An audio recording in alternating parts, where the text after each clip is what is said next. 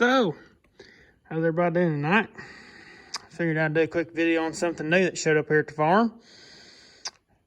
As y'all know, I bought a tractor, and we've made a few purchases here in the last few months. And the other day I came across something I don't think I could live without. So, I'm showing you the back of the skid steer because I'm getting ready to show you what it is. So in 1958, the first patented three-wheeled skid steer was invented. It was called the Melroe loader. In the following years of 1959 and 1960, the M400 came out, which was the first four-wheeled skid steer.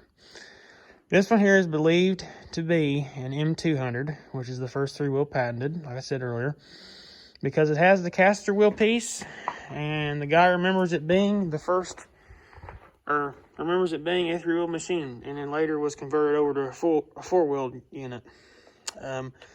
My plan is to actually restore this and take the back axle out and put the three-wheel back on it because I'd like to make this into the original piece that it was. I am actually looking for the serial number plate on it. If anybody out there that might know where those are located on these and would like to tell me, I'm much appreciative. Everything is free on this thing. It rolls. Chains work. The pedals work. All the piston actions are loose. We actually got the motor.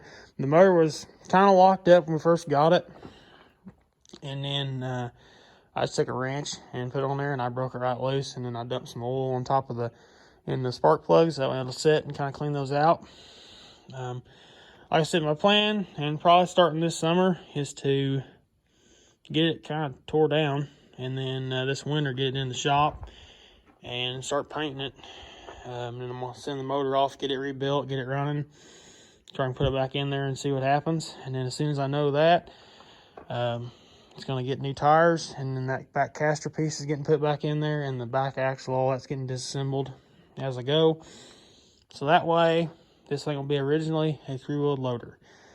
This is kind of cool because this machine here is built in 2008, back in the 50th anniversary of Bobcat Company, and they were advertising the three-wheeled a lot, and I've always kind of wanted one. I found this one for $400, and I couldn't pass it up. I thought it was kind of neat, and I'm really looking forward to start restoring it and turning it apart and rebuilding this one.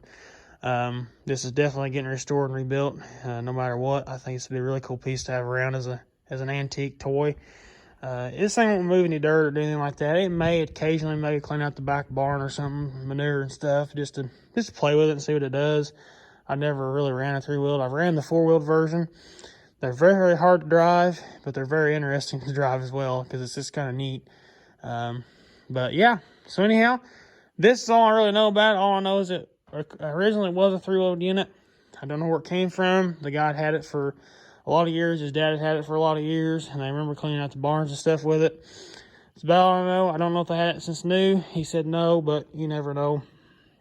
I think this is kind of cool. Like I said, it came with the bucket and everything. The bucket's got a few holes in it, and then a little still can't patch up, but it is definitely not in bad shape. Like I said, this will not be a dirt moving piece of equipment like that is, but this will definitely be something I will use as a showpiece. So yeah, be looking forward to videos on this because I'm very excited to show you guys and get this thing restored. Like I said, it'll probably be a couple-year project because I don't want to dump a ton of money into it right away, but I think the first thing is going to pull it back out and pressure wash it, and probably pop the tires off and get new ones put on there, so that way I can move it around a little easier without having flat tires and stuff, and then get the bucket off of it. And then this winter, pull it in the shop and start disassembling it. But for now, it's going to sit here in Spud's Bay, and I'll go into that later, but I think Spud's going to return. The guy I sent it off to or sold it to, he's getting it put back together and rebuilt, so I may be going back to get it, and then we'll have an M600, an M400, and then 320, and of course the Mini. Of course, the newer stuff's not near as impressive as this older stuff, and I enjoy collecting these, so there'll definitely be more than a couple of them. Trust me, there'll probably be 4 or 5 of them time I'm dead and gone, but I just love these little Bobcats. They're just cooler than hell to have, and I'm excited to get this one restored, so be sure to follow along. We'll catch y'all later. Thank y'all for watching. Stay tuned for more.